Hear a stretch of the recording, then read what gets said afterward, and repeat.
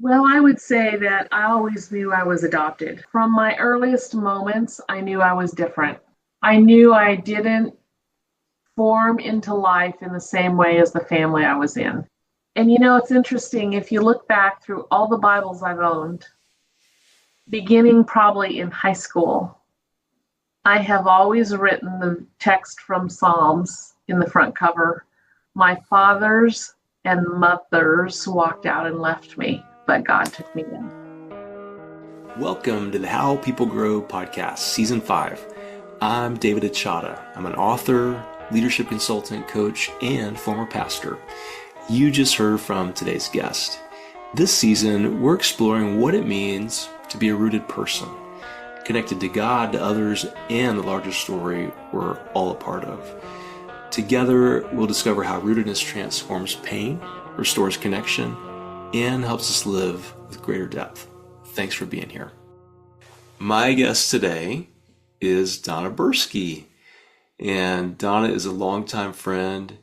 When I was a pastor in Orlando, Donna and I were part of the same church. And she and another friend named Jody Howell would sit with me often, maybe monthly, and just listen and help me learn, help me process things. And so in this season, as I'm pulling together people who have really been helpful to me throughout my life, I thought, I got to talk to Donna. So Donna, thank you for being here, and share with us a little bit about where you work, who you are, what you do for fun. So, first I do want to say I have great memories of sitting in your backyard. Oh yeah. Those discussions, right? Right. A sweet memory. So I live in Central Florida still, and I have been a healthcare chaplain for 25 years, Hmm. and I have almost that many years of educator experience at the undergrad level, and more recently teaching graduate students, theology students. So Mhm. I'm a mom and a grandma and a cancer survivor. All those Hmm. things inform, who I am. Hmm. That's, yeah. There's all kinds of questions even within all those things you just said. Uh, and we'll get to it. But what about the fun? What do you do for fun these days? One of my most joy-filled fun things is a surprise. My 20-year-old grandson, my oldest grandchild, is a theology philosophy major at Mars Hill University in North Carolina. He calls me almost every day to talk ideas, much like you and I always have, Hmm. and deep stuff. And he's looking toward a career in ethics. So there's a lot on his mind and a lot of thinking that is not cut and dried one way or another. And I enjoy those conversations so very much. Hmm. Um, I walk a lot. I think it's joy and it's relief. Uh, I enjoy reading. I enjoy hiking. Um, I enjoy the Pacific Northwest, the mountains, those kinds of things when I can, you know, get there. Hmm. Um, I have two cats that fill my life, Nice. right? Yeah. Um, yeah. So, What about these mountains? You mentioned earlier, I know that you just returned from a big trip to Alaska. How was that for you? so I went with my nephew, who I'm very close to, and my grandson, my second grandson, who's a senior in high school. And it was one of the most pleasant vacations I think I've ever been on. There was no angst. You know how sometimes you get on vacation, we got to get this done, we got to get that done. And we just kind of cruised along and saw what we wanted to see and ate a whole bunch of good food and laughed and talked about all kinds of things. We did kind of a combination of cruising and road tripping. Um, but when I'm in the mountains, which we were, I feel God in a way I don't perhaps at other times. Mm-hmm. It's transcendent for me. And I know, I'm Floridian. A lot of people are like, oh, the beach, the beach, the beach. But for me, it's the mountains Mm-hmm. that create an experience of transcendence. So we saw some amazing wildlife. Um, and I think God is always revealed there. So those things matter to me. Mm. Yeah. Makes me think of this concept I've heard people talk about of thin spaces. Have you heard of that or thought of that? Yeah, I You love know, that. yeah, I mean, what does that mean to you when I say thin spaces? So that's, where kind of, I don't want to say the sky parts, but something happens and the presence of God is Mm-hmm. right there. I experienced a few of those dramatically years ago when I was a cancer patient. Mm. Just moments when it couldn't have been anything but the Spirit of God, which I believe God always shows up. It's just those moments when we notice, Mm. paying Yeah. attention. And Yeah, it is interesting to think about what it takes to get us to notice. And that's part of my opening question for the season, which is what does it mean to be a rooted person or live a rooted life? And you drop this little, hint about your past, which is this cancer survivor. So, how does that inform what you think it means to be a rooted person? so, cancer for me was a sea change in life. Um, so, I have a couple of theology degrees now, and I grew up in a very fundamental, very conservative Christian environment, a missionary kid, even. Um, the experience of cancer forced me to be honest about my faith. Mm. And once you do that, there's no going back to a faith that is prescriptive or that is someone else's. And that I'm not negative about my parents, that worked for them, but it wasn't my faith. It was what they tried to put on me as Yeah. their understanding and their lifestyle. And I developed in that time of cancer where I really felt one on one with God, Hmm. a very personal relationship that has endured. Hmm. Hmm. What was it about cancer that took away the prescriptions? Well, it gets real, right? Yeah, right. Big hurry. Uh-huh. I was going through a divorce at the time. I was diagnosed 3 months after separation. And so I felt very alone. And I instinctively reached into my faith as my partner. Mm. Yeah. And in that kind of setting, it forces you to be real and to be honest and not just to say, I believe this, I do this. It's belief is really no big deal at that point. It's how do I hang on? How do I know you, God? How do I find the access to hold me together in a time when nothing in this world is doing that? Hmm. Right. And that's a very different experience of faith. Hmm. Yeah. I'm thinking about two words right now listening to you. I'm thinking about faith upgrades and faith downgrades, and when I mean upgrade, I mean it gets better, and I mean downgrade, meaning it gets simpler. So, how would you describe since then the faith upgrades and the downgrades, which is, simplifications? And that could come into both of those categories, I think. Hmm. Um,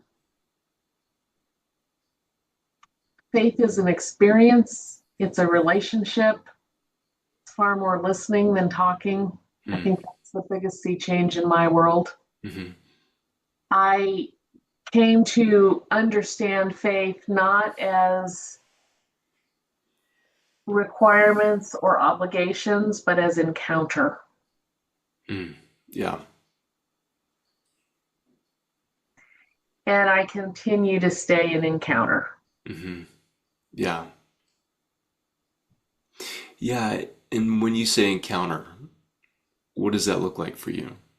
The experience of walking with God, walking in versus lining up in behaviors, even in spiritual discipline expectations, because I think in encounter we go deeper than spiritual discipline. So I started today, as I try to every day, with a time of centering prayer. And my grandson will tell you it's crazy.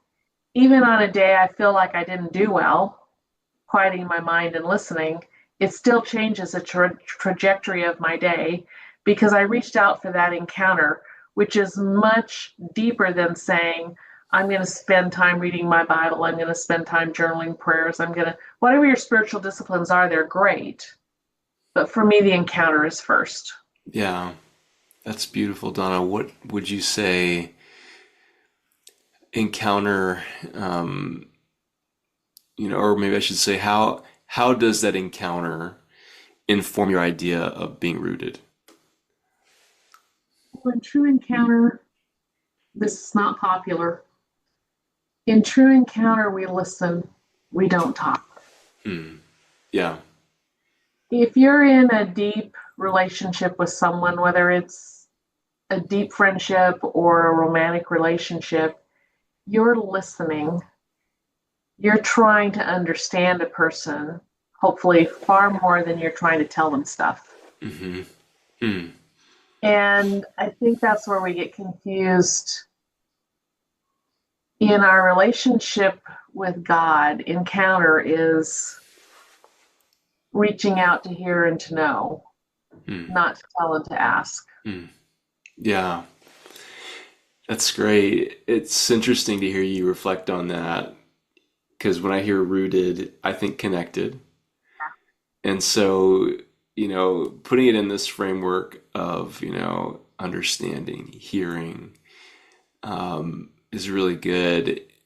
And how do you see people grapple with this in your line of work? You're in hospitals, you're with sick people, you're with chaplains. So, and I would say as chaplain, it's as much the caregiving team as it is the patients too. The people you see all the time, as well as the families. But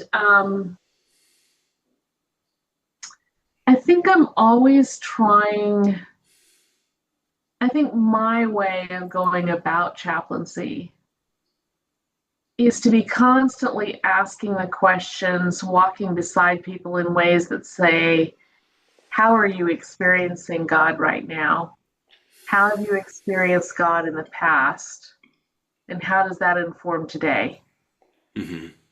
I try to ask questions because honestly, I find even people that claim no faith or no belief in God, when things start pushing them and you start asking questions, there's stuff underneath they believe in. Right. There are places they've gone to be propped up in the past. Maybe different words or understanding, but it's there. Yeah. Right. What are some of the commonalities you've seen with the places people have gone who wouldn't say I'm a Christian or I don't believe in God, but yet you ask them that? What are the commonalities that people bring up? I think that's somewhat age dependent, but very often you'll hear comments about I knew in my gut or I feel in my gut, and it's like, oh, really? And then you kind of go to intuition, and then of course you and I go to Holy Spirit or whatever. Right. So often I'll hear that, well, my gut will usually tell me what to do, or my gut will usually give me the, strength or whatever. A lot of times people will talk about experiences in nature. And if I say, if over time I make known that for me, in my life, I think God is most revealed in nature, far more than in some of those prescriptive places we go. Mm-hmm. Then all of a sudden you see kind of some light bulbs go on Yeah. for people. Mm. But I also find there's a group of people that, and it's cross sections, but sometimes the Old Testament character stories people will know a bit of, and they'll kind of reflect into God from some of those stories that they may not accept so spiritually, but they're aware of, and they have a respect for what went on. Moses is an example. I encounter people that know that story, respect the groundedness, would you say, and the determination of Moses, and you can kind of, or someone like that, and you can kind of morph that into a conversation, various things, but very often it's intuition. Mm. What I love about that Moses story is that people often want to say they want to encounter God. And if you look back at that story, it's like, well, he had to wander in the desert for a really long time. And you probably have noticed this, but something that I came on years ago was what the text says when he encounters the burning bush is that God noticed that Moses turned aside. So it took him that long to become the kind of person who would notice and turn aside. And I think that that's what suffering does for us, is it makes us slow down and start to notice things. Have you found that in your experience? Totally, completely. And when I say I practice centering prayer, on a day that I'm feeling desperate, hearing God and and encountering God in that time is a whole nother level of a day when things are piping along. Mm-hmm. And I think that's the wonder of a rooted faith. Mm. The more I try to turn away, or the more challenged I am by it, the more directly it probes. Mm. Mm. What do you mean by that? The more directly it probes. So when the rootedness, when you are desperate, when you're reaching out for that encounter from difficulty, it goes deep. Mm. It goes deep quickly. Mm-hmm. Yeah. Yeah, I want to shift just a little bit, but yet coming back to something you said about people knew something in their gut. And I know a big part of your story in recent years is discovering your more of your story um, about your biological family because you were adopted. And how do you think your gut was telling you something when you were younger that helped you wonder, like, I think I might be from somewhere else? Well, I would say that I always knew I was adopted. Uh-huh. There was never a moment that I was not aware of that. Okay. Um, there's so much I could say to that. From my earliest moments, I knew I was different. Yeah. I knew I didn't form into life in the same way as the family I was in. Hmm. I can't tell you how many times we'd be sitting somewhere, because my dad was the pastor. We'd be sitting somewhere and someone would say, all these blue-eyed people and one brown-eyed person. Right. And as a child, that's not really a great thing. Hmm. I never felt belonging. Hmm. And that's not to put any critique on the family. That was in me. I never felt belonging, and ever. And it's interesting, if you look back through all the Bibles I've owned, beginning probably in high school, I have always written the text from Psalms in the front cover. My fathers and mothers walked out and left me, but God took me in. Oh, wow. So you put that in all your Bibles. Written it in the front cover of every Bible I've owned, I think beginning in early high school. You look back, it's in every one.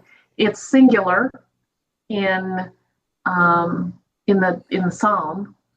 I write it plural. My fathers and mothers walked Hmm. out and left me. Hmm. But God has been the rooted parent of my life. Mm. That is so powerful. Why do you use plural, fathers and mothers? Um, so I would say carefully, my mother um, made very clear. She was so it's so hard to say, and she was of an older generation. She was 44 when I was born. Hmm. Um, was quite racist, Hmm. and if you didn't have her family bloodline, you were inferior. She would say that out loud. Um, and that does something to a kid.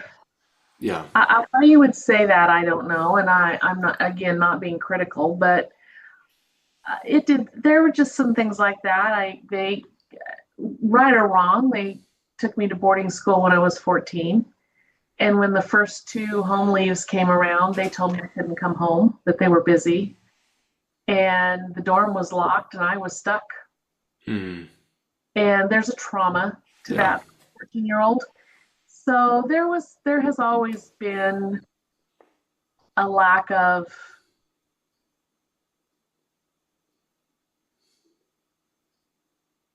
dependable presence. Yeah. So you're 14, you've got nowhere to go. Let us in. What was happening inside of you that you can look back on about what you were thinking and how you were making decisions on what you should do? So I really acted at that point, and I was a naive and young 14, and I acted instinctively, not thoughtfully. Hmm. So when they did the dorm check, I hid, thinking it was my response. I felt like it was my responsibility not to get kicked out because they locked the dorm, so the deans could be off. And so I hid when they did dorm check and just holed up in the dorm for it was a long weekend home leave. And um, I tell people I've learned from my cats when my cats are anxious or afraid, they curl up and take a nap first and Oh, deal. yeah. And that's kind of looking back. I slept a lot that weekend. I snuck out a couple of times and went for walks. But I was alone for those 5 days Mm. in a locked dormitory, Yeah. and that's not healthy. Mm-mm. How do you think that informed your sense of who you were? Because we tend to look at these benchmark moments that are usually painful that formed us in some way. And so when you look back on that particular moment, how do you see that informed your belief about yourself or who you thought you were? Again, I think it goes to that sense of no belonging. I think Mm. that has been underneath and has stayed. And I think I married young and quickly to try to have a place of belonging, Hmm. which um, I have, wanted to be a parent. I wanted someone with my DNA. Um, and for right or for wrong, I can look at my two kids and certainly see Donna. What I don't. Right? So, anyway, it really, if I'm completely honest with you, it sits in belonging for me. Hmm. Right. Yeah, and you said you got married young to try to create that. So, what were other ways that you were trying to find that sense of belonging or rootedness? I so in the early years, I was a church joiner and trying to always be very involved at church. I had children fairly quickly, and well, the first one fairly quickly, and got involved with other moms. I tried to create places of belonging, and um, even the church you were part of, I threw myself into being a part of things and creating things and being involved in things. Um, I don't do that anymore. Hmm. But at that time, that was my identity. Yeah. Yeah, it very much mirrors the stages of human development. We're younger, we look for what are we good at, what slot do we fit in, what structure will help support us. And the older we get, we're like, wait a second, I don't need all that outside stuff. I am me. So, at what point for you did things start to shift away from, I need to do all this outward stuff to belong, to actually, I can just be me. I don't need all of that. What happened? Right or wrong, that was the cancer journey. Yeah, I thought you might say that. Yeah. Life is within me. Hmm. Um, Belonging is within me. Um, I learned to stand on my own 2 feet. I learned to be comfortable in my own skin. I came to the point of accepting the outcome. I did come to that point. Um, Post cancer, I've made decisions on what I wouldn't do should it come back, how far I would go, and I'm comfortable with those. So you learn to be who you are within your own skin, complete and whole as Donna. Hmm. Yeah. I love people in my life. I love our friendship and the conversations we have. I love other friends I have, and I need that. But I'm whole on my own. Hmm. Yeah. It's like, it's the shift between, I need you to feel loved. In other words, I need you so I can feel loved versus, um, I need you as a friend and because I'm a relational person, but I'm actually already a loved person. Right? Actually a pretty strong E. I'm an extrovert. Hmm. So I can hermit for so long, and then I've got to go out and connect. But my self worth and my self understanding does not come from that anymore. Yeah. Yeah. So, on the subject of self-worth and understanding, so you're living life, you are learning about yourself, you've gone through some things, and you find a way to connect with your birth family. Can you share as much as you're comfortable with how that happened, what you found out, and what was it like? So after my dad died young, my mother died late, and 2014, after she died, I had always wondered about my ethnic background. Hmm. So I did a DNA test on Ancestry, and it came right back. What I didn't realize was that created an account and connected me to all the people that shared that DNA. I never looked at that. I looked at the list of countries, the percentages, shut down Ancestry, moved on. Got a call one day that my niece was working on a family tree on Ancestry and saw me there, and she asked me to log on and help her. And when I did, I had all these emails. People had been emailing me in Ancestry. We're related. We're first cousins. I'm not that far away, you know. Um, and one of them was a cousin in Raleigh, North Carolina. And are you there? I'm here. Okay. And she said, I've been trying for 6 months to reach you. Here's my phone number. This is the last time I'm reaching out, but we are first cousins, and I would like to meet you. Wow. What was that like? You come to this massive stack of emails and you see somebody with a number that says, I want to meet you. Well, it's all these people that somehow were related. Somebody in Alabama, and because I was born in South Carolina, and so I called her within 5 minutes. Her name is Jennifer, and I explained to her. I said I didn't know, I hadn't been on Ancestry again. Didn't know those were there. I wasn't ignoring you, but holy freaking cow, we're cousins. Yeah. And you look at us, it shows. Right. So she told me she also was adopted, and she told me what she had learned about her biological family, related through my mom and her dad, who are brother and sister. And she told me what she had learned. And she said, I do a genetic tracing. I've, studied that. And she said, you're related up through one of 2 of 11 siblings. And if it's this one, you have a sister.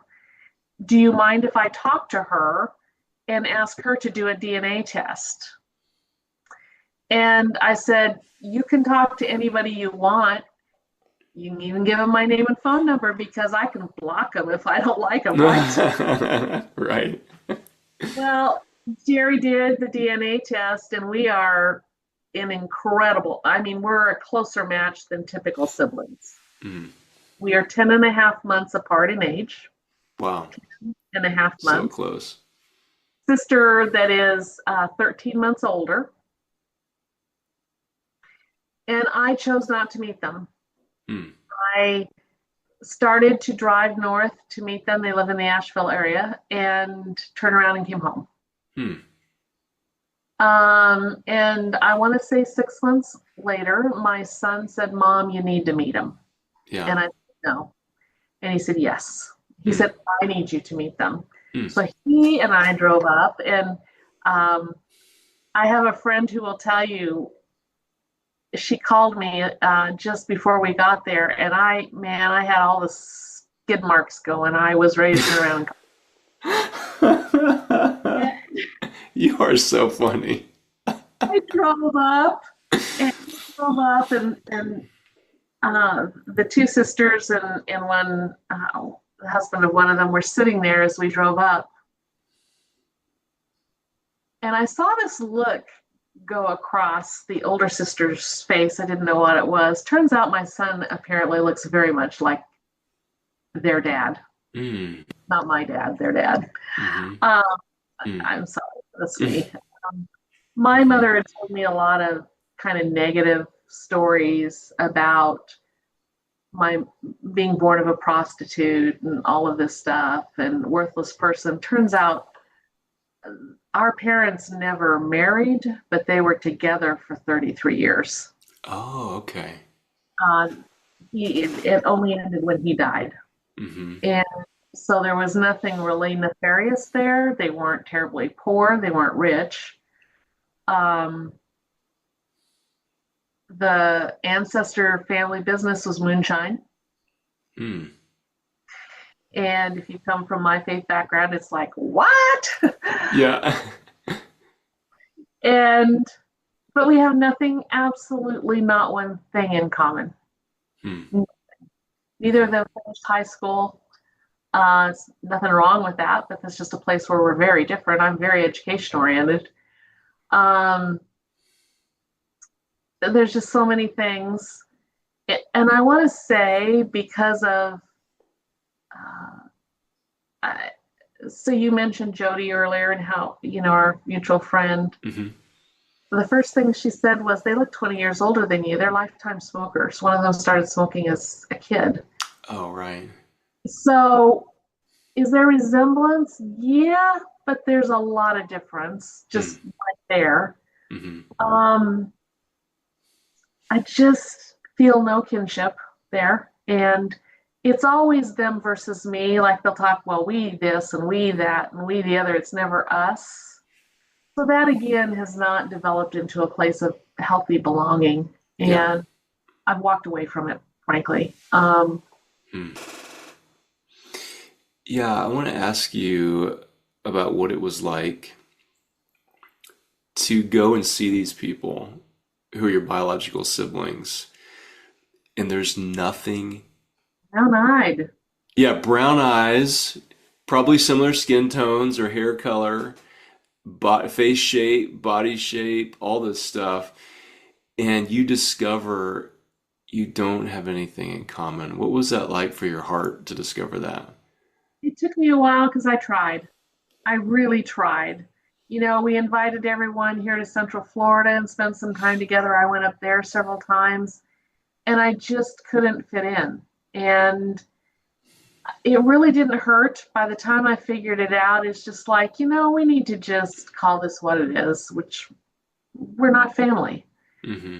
And I did say to them, I said, your mother made a decision to keep the two of you and to get rid of me. I am never going to be able to be comfortable with that. Mm-hmm. And let's be faithful to her decision and try and not force this relationship to be that she said I don't want. Mm-hmm. Let's honor her decision. Yeah. And I'm very comfortable with that. I don't know how they feel about it, and that's here the chaplain thing. I can't change how they feel, Right. but I do have to take care of Donna. Mm-hmm. How do they respond when you kind Anger, of, they were angry? yeah, and still are. Yeah. Right. Yeah, man, how hard. I can't imagine encountering a situation like that. I mean, at the end of the day, I quote that text. My father and mother walked out and left me, but actually they kind of threw me out. Mm-hmm. So Mm. and kept the daughters on either side. So uh, Yeah. it doesn't work for me. Mm-hmm. Right. I don't think that's a bad thing. So you met biological family, and how old were you, by the way, when this happened?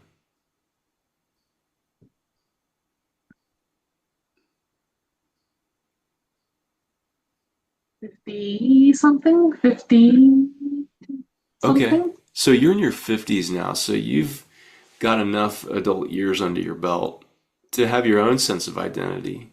And then you find all this. Um, how did meeting them, though, impact your own sense of who you thought you were?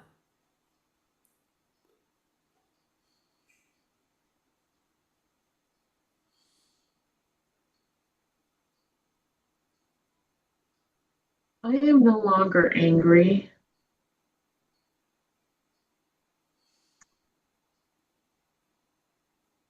but I went through a period of time right there where I was angry with everybody. Hmm. Two sets of parents, probably everybody except my siblings from the family I grew up in. Um, I have very few people in this world that I feel belonging with. Mm-hmm. A nephew, my son, my grandchildren, and a few friends. And in all of that time, those people were consistent. Right. And that probably was my relief. Mm. Right. Thinking about people who struggle with the same question, they've never been adopted, but they don't feel grounded, or as I'm talking about in this season of podcasts, they don't feel rooted, and they want that. And so, how can that lesson of discovering who was consistent, do you think, inform what people should be paying attention to if they want to be living in more of a rooted life? We live in a really noisy culture. Hmm. there's, for many, almost an inability to concentrate because we've been scrolling and things fly by so fast, and we live off of, these 30-second clips on TV and so forth. And I think understanding belonging and finding rootedness is found in quiet. Mm-hmm. I think it's found in going in. I think centering prayer has saved me. Um, it's found in encounter. Mm-hmm. And I go back to what we said earlier. If you're developing an important relationship, you're listening. Your most important relationship is yourself. Mm. Yeah. And it's where we're least likely to listen. Hmm. This point has come up before with some of the guests I've talked to. In this season, I was able to interview a friend of mine, the author Lisa Sharon Harper, and she shares something very similar about the importance of quiet and how out of that, comes awareness of self, awareness of God, awareness of direction. And you have mentioned centering prayer has saved you. Could you walk us through what does that mean for you? So, and I want to go back to what you just said. You know, whatever relationship you're really focused on, whether it's when you were younger and dating or whatever, I want to go back to how you paid attention.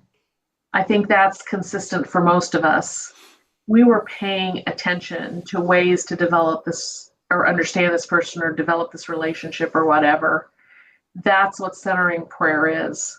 I understand centering prayer, and there's a book by Brian Russell that started me on it, and the title is Centering Prayer. Mm-hmm. And he was one of my professors way back. But um, centering prayer is simply stopping,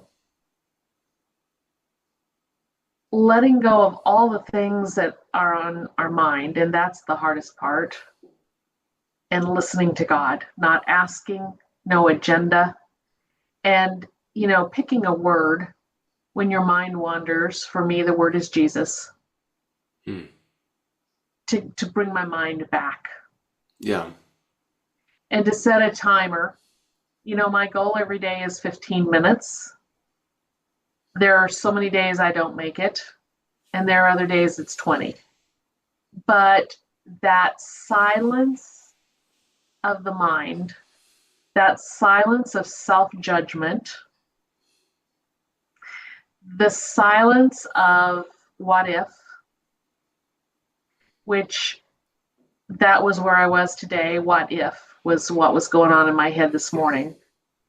And whatever a person's thought is, to bring you back when your mind starts thinking again.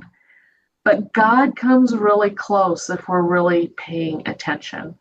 I believe the Holy Spirit is always previous. What do you mean? What does that mean? I don't reach out to God and the Holy Spirit responds. I reach out to God because the Holy Spirit was already calling. I get it. Yeah. So when I go into centering prayer, I am responding to God by listening. Mm-hmm. And you talked about Moses and the turning away. So often the turning away is not intentional. It's I can't hold my mind still. Mm-hmm. But when I do, it's a remarkable experience. And as my grandson said, even on a day when I kind of fail, it still changes the trajectory of my day. Mm.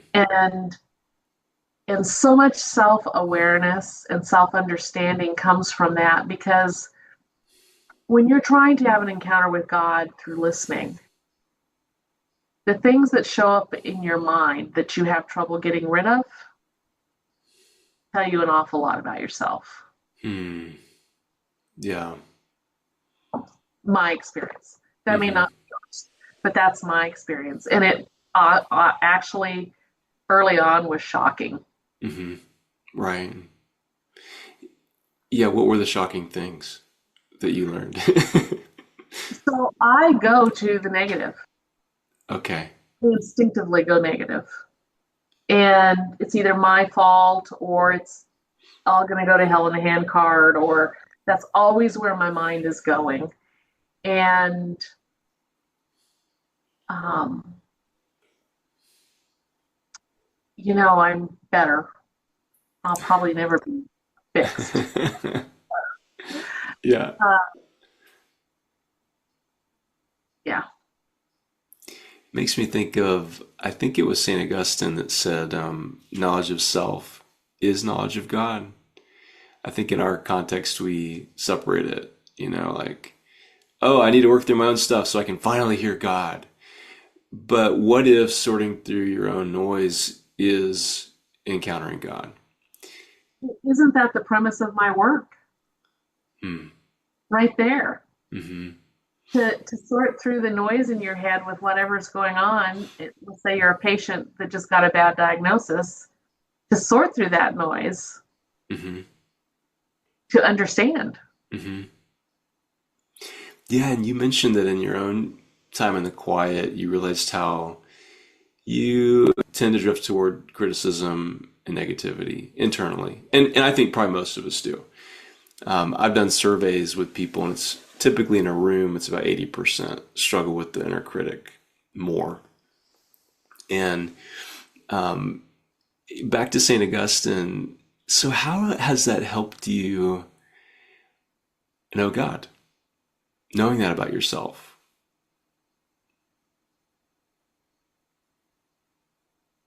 So I've come to believe we talk about God looking at our hearts. I think God looks in our eyes. I don't think God looks in our heart.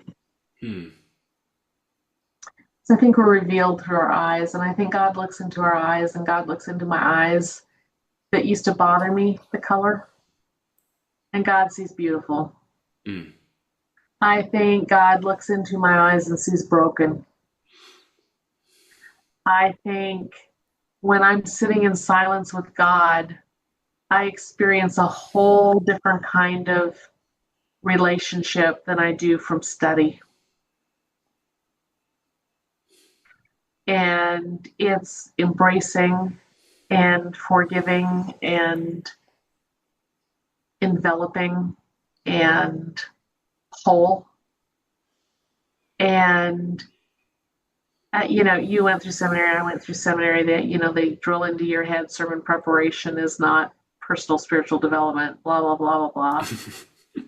And it's true, but um, for me, my best spiritual development is silence with God, Hmm. Yeah. and it's the hardest. Hmm. Yeah. It's hard. Yeah, it's probably taken me many years to get what you're talking about. I think in the last few years, things have really quieted for me, and I'm thankful for that. So I can grasp what you're talking about experientially. I think for years previous, it was an intellectual fight to quiet the mind, and I can attest. And with those I've interviewed this season, what you're saying is so key here: quieting the mind. And as we kind of come down the home stretch and finish up here, what advice or guidance would you give to people who want this, but in the midst of an unstable world, feel like, I don't know how to get this quiet that you speak of when the world seems so crazy on many levels? How would you guide somebody who wants this? It takes perseverance. It won't happen immediately. um, I don't think we've ever needed it more because life is so noisy. And I think the chaos and the noise is creating, I mean, in my world, there's so much anxiety, so much addiction, so much giving up on life in the world that I inhabit. And the solution is quieting our minds, but you can't, I mean, this is something I've been developing over years. And when I started, it was like, I mean, there were times I wanted to end by throwing a book at the wall and screaming. But like, and it would be so much easier to say, I'm going to do 15 minutes of reading the Bible and 10 minutes of writing out prayers. A prescriptive thing is so much easier than sitting and asking your mind to let go of some things so you can find God in the noise Hmm. or the Yeah. absence of noise. That's so much harder than a prescriptive, and I'm not knocking spiritual disciplines because I practice them too. But but all I'm saying is this quiet hearing God, going in an encounter that also gives you back knowing yourself. Hmm. And I'm just going to go right out and say, I think as you begin to do this and get better at it, you know yourself as God knows you instead of knowing yourself as people have placed on you. Hmm. Wow. Oh man. Can you just repeat that one more time? I think it's really important. When you're practicing listening to God, filling all those voices going on and all those influences in your life and all the news segments and shows you, when you're going deep listening to God, you begin to see yourself as God sees you versus as all the things people have placed upon you. And I Hmm. had a packload of them. Yeah. And I can say that years in, I'm getting much better. I have one person very close to me that's very negative about who I am. And that's probably the one I wrestle with the most. You know who it is. And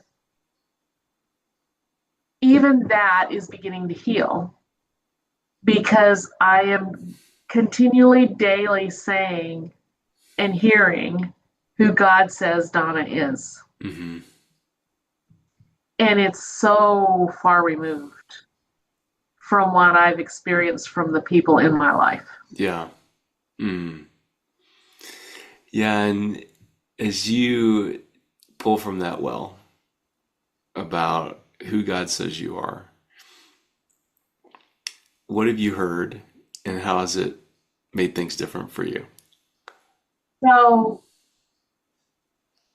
I am, I have a heart for God. Hmm. First of all, I Hmm. was born with it. I do not know why. It was there from the moment of birth. I have a deep, deep heart for God. I am loyal and loving, screwed up as all get out in certain ways, not terribly creative, and that's okay, but very, very focused, and that's okay. Hmm. Um, Almost 80% of who I am comes from Scotland. So, out in this world, there is a whole history of people that were formed in a place of granite, of rock, of you know, life lived in the land.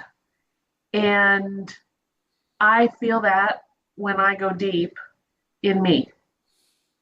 I'll never know them. I'll never know them.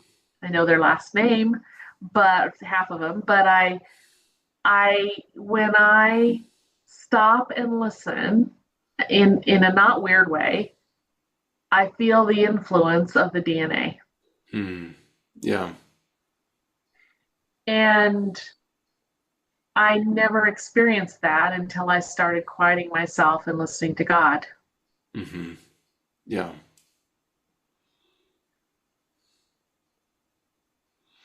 You know, And am I a little bit messed up? Of course, we all are. But right. it's okay. It's Hmm. completely okay. Hmm. Yeah. And as you dig into that foundation of who you are, how do you find that changes your hour, your day, your month? It's like my grandson said, even on the days I don't do well, it changes the day because it changes your perspective. Mm. There's a bigger, grander scheme. There's a rootedness. Mm-hmm. I love that word. There's a rootedness that, even if the wheels fall off today, and on any day they could, I know what I'm rooted in, and I know what I'm about, and I trust that. Yeah. I trust that. Mm-hmm. Yeah. It's beautiful, Donna. Thank you. Yeah. This has been so fun to talk to you. If anybody would like to connect with you further, is there a way that you're open to them finding you? Absolutely. Yeah. I don't know if you want my email. Whatever you're most comfortable with putting out there. Yeah, probably my email, which is, do you want to put it in notes or do you want me You can just say it here and I'll put it in the notes. bbburske@gmail.com and I'll write back. Well, thank you to Donna for being here. If this has been helpful to you as a podcast, you can go over on to Substack and support us at davidachata.substack.com for $8 a month. You can get in on a monthly Zoom conversation we have with the community we're forming there, and be fun to get to know you. All the writing is free. Go check it out. Next week, we have another author, mentor, friend of mine. Lisa Sharon Harper has been with us before, and she will be returning next week to share with us how to make things right. Thanks for being here. We'll see you then.